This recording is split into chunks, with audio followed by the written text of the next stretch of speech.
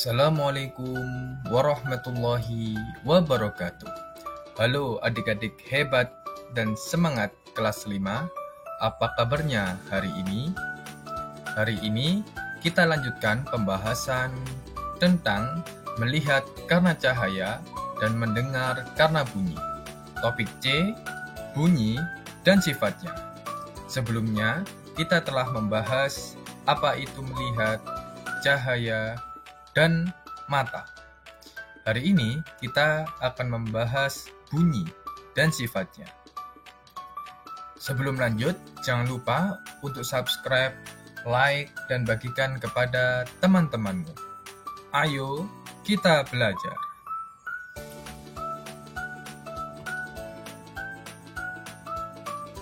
Nah, kalian pasti pernah mendengar bel sekolah.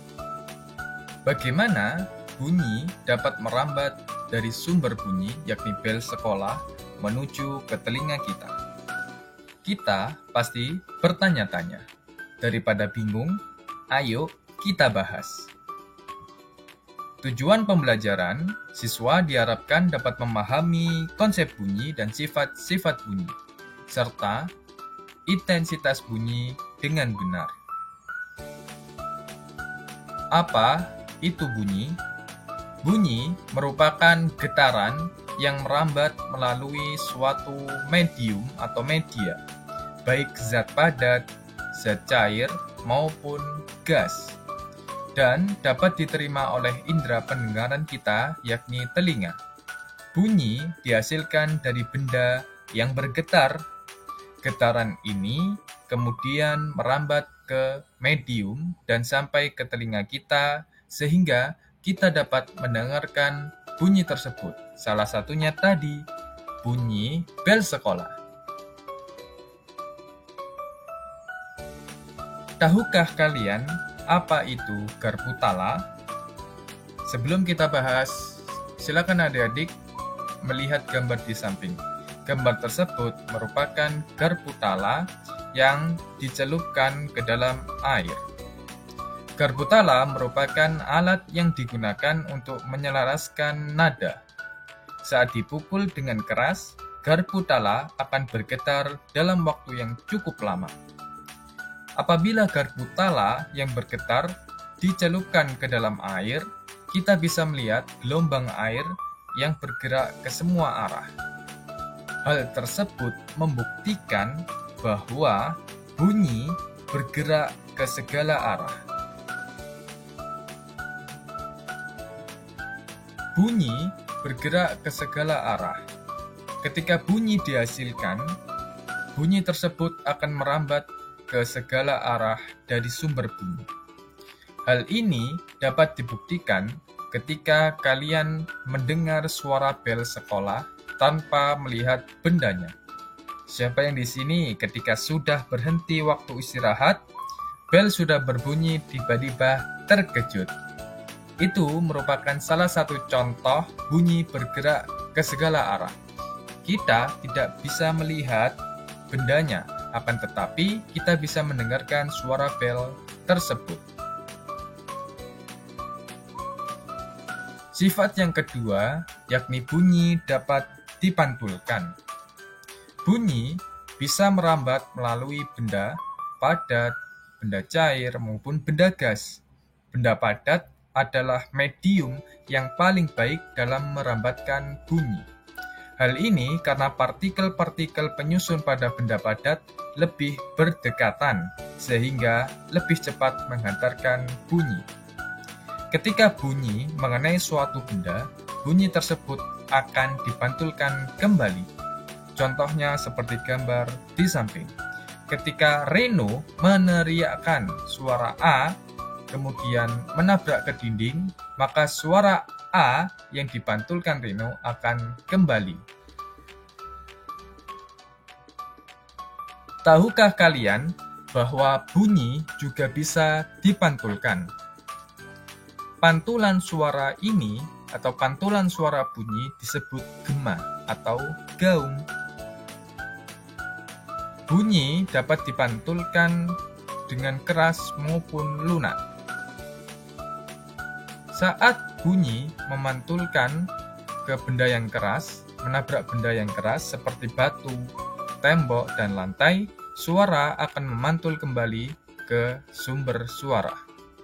Kemudian, bunyi yang memantul ke benda yang lunak seperti busa, bantal, karpet, ataupun kain akan menyerap suara sehingga pantulan atau gaung bunyi tersebut tidak terdengar.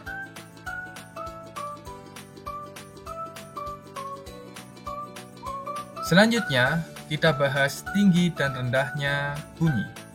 Tinggi rendahnya bunyi dipengaruhi oleh seberapa cepat benda tersebut bergetar. Kita bisa mengatur tinggi rendahnya bunyi dengan membuat benda bergetar lebih cepat ataupun lebih lambat. Tingginya bunyi ketika benda bergetar sangat cepat, maka timbul bunyi yang tinggi. Contohnya, suara peluit dan kicauan burung. Selanjutnya, yakni rendahnya bunyi. Ketika benda yang bergetar dengan lambat akan menimbulkan bunyi yang rendah. Contohnya, suara anjing yang menggonggong, drum, dan detak jantung. Apa itu intensitas bunyi? Intensitas bunyi merupakan seberapa keras bunyi dihasilkan. Kita bisa mengatur intensitas bunyi tersebut dengan memperbesar atau memperkecil gaya yang diberikan kepada benda. Intensitas bunyi yang keras menghasilkan suara yang keras seperti petir yang memiliki intensitas yang tinggi. Kemudian intensitas bunyi yang pelan. Suara yang pelan seperti orang yang berbisik atau suara senandung musik memiliki intensitas yang rendah.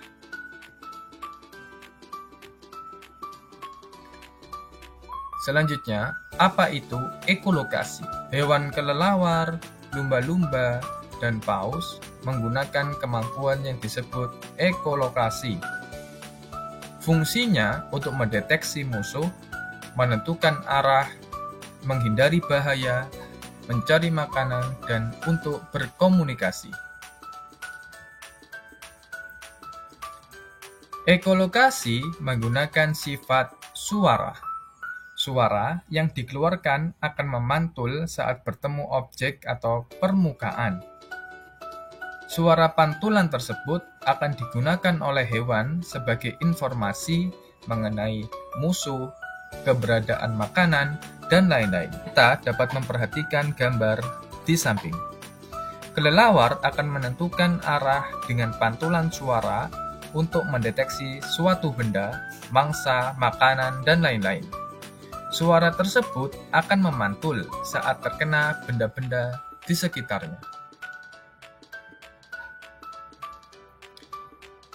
Kemampuan ekolokasi ini dipelajari oleh manusia untuk menciptakan berbagai macam teknologi, di antaranya ultrasonografi dan alat pengukur kedalaman laut.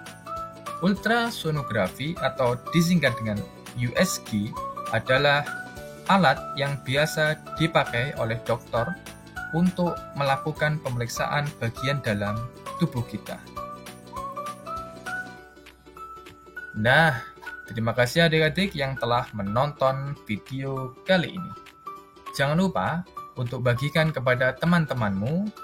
Semoga bermanfaat. Terima kasih. Wassalamualaikum warahmatullahi wabarakatuh.